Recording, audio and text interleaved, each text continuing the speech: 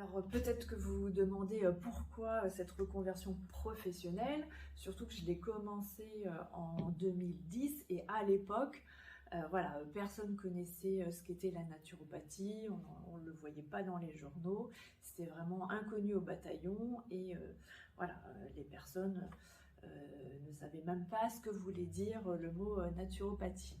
Donc effectivement, il y a eu une raison pour laquelle j'ai trouvé cette profession. Et la raison, c'est que quand je suis revenue, en tout cas en France, suite à ce que j'ai fait en humanitaire, parce que je dévouais toute ma vie pour faire de l'humanitaire, quand je suis revenue en France, même si j'ai exercé 12 ans sur l'expropriation et la protection de l'environnement, j'étais passionnée par ce que je faisais, mais c'était pas aussi urgent, il n'y avait pas la notion d'urgence comme j'ai pu le tester vraiment sur le terrain en Afrique. Là, le Niger, c'est l'un des pays les plus pauvres au monde, les conditions sanitaires sont catastrophiques, on faisait des puits, des forages, des latrines, etc., des châteaux d'eau, et c'était vraiment une question de survie. Et c'est vrai que de retour en France, même si j'aimais ce que je faisais, je trouvais que c'était presque un luxe de polluer les eaux, l'environnement.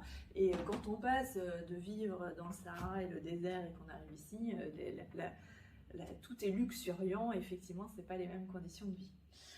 Et j'avais perdu, on va dire, cette flamme qui me faisait vibrer, cette notion d'urgence et de vraiment rendre un service très utile selon mes valeurs.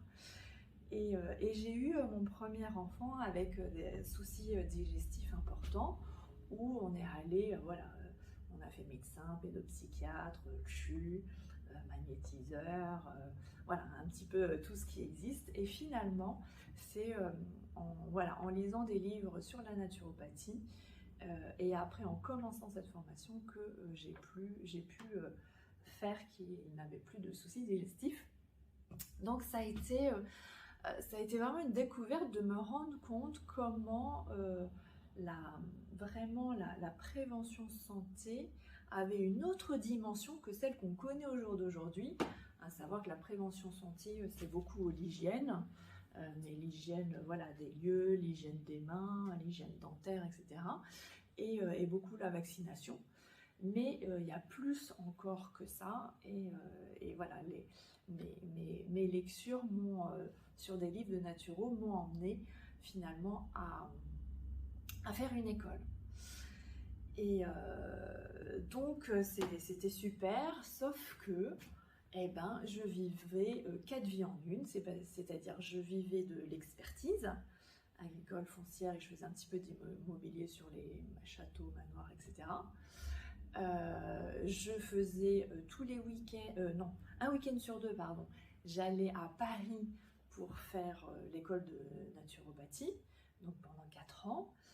En même temps, avec mon mari, on rénovait de manière écologique notre habitat.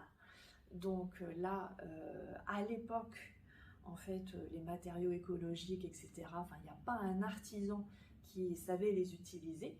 Donc du coup, on a dû faire beaucoup par nous-mêmes, passer par des groupements d'achat de matériaux écologiques et faire l'appel à de l'entraide. Et en plus, j'avais mis en route le projet d'un 3e enfant. Donc j'ai commencé la naturo en étant enceinte.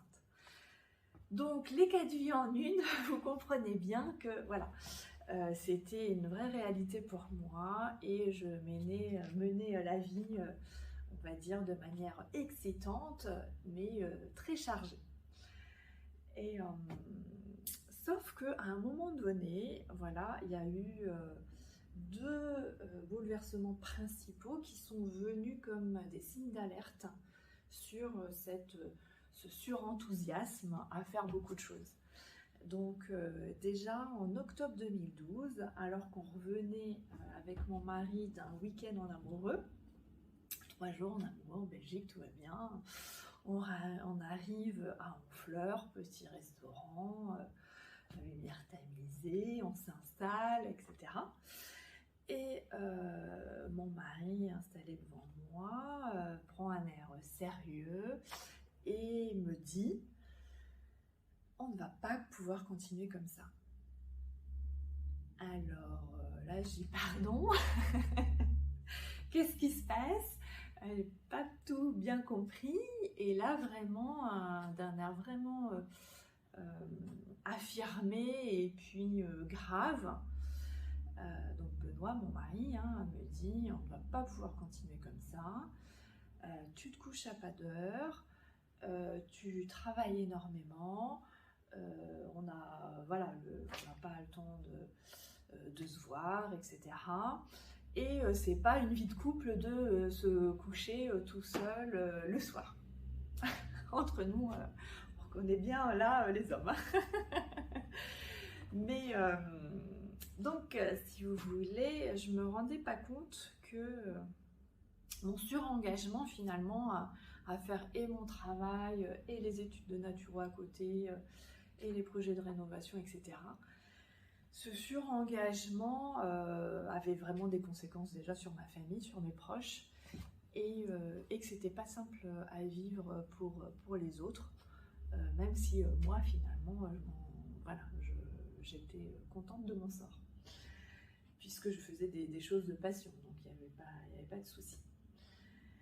Donc, effectivement, au début, on essaye de bien... de faire un effort,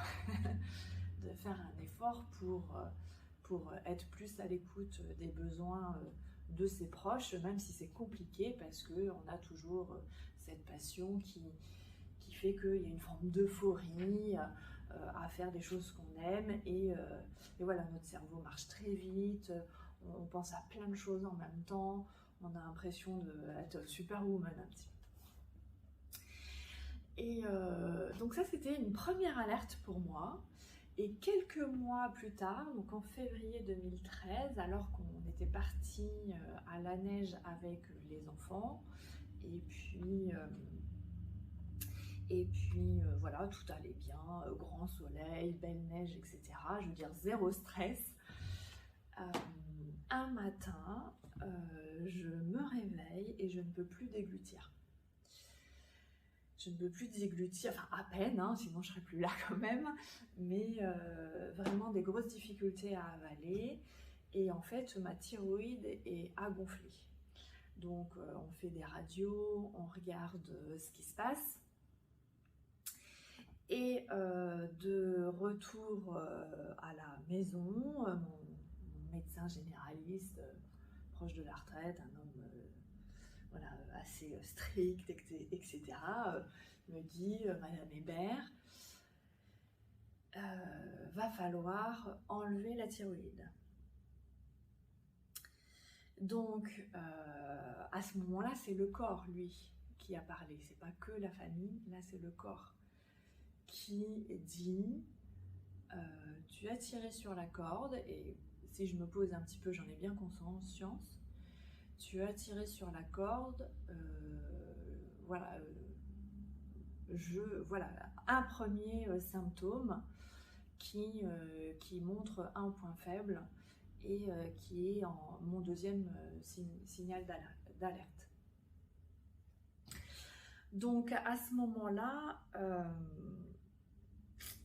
dans ma tête, en fait, et d'ailleurs à la discussion avec le médecin, je dis mais si j'enlève ma thyroïde, ça veut dire que je vais être sous médication tout le reste de ma vie.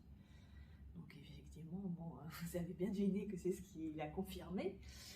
Et là, pour moi, c'était vraiment le cas de conscience de me dire, ok, si je prends le temps, j'avoue que je suis surengagée, je vis 4 vies en une, etc. Mais qu'est-ce que je veux? C'est-à-dire, qui je veux devenir? Est-ce que je veux être cette femme polymédicamentée à terme, parce qu'un médicament en entraîne un autre, c'est jamais parfait, dépendante de l'allopathie. Enfin, j'ai absolument rien contre mes confrères médecins et tout dans le monde médical, mais si je peux faire des choses pour éviter ça, je veux dire, je coûterais moins cher à la Sécu. Donc, qui je veux devenir, surtout, mais aussi quel modèle je veux donner à mes enfants. Est-ce que ça a du sens finalement de courir dans tous les sens, etc. Et puis quel chemin moi je veux prendre. Est-ce que je veux aussi explorer la responsabilisation, l'équilibre, la cohérence de ce que je fais, de ce que je dis, de ce que je suis, pour être en harmonie et pouvoir faire ce que j'aime, mais tout en préservant ma santé, parce que pour moi ça a plus fait sens de dire courir dans tous les sens et me mettre à risque.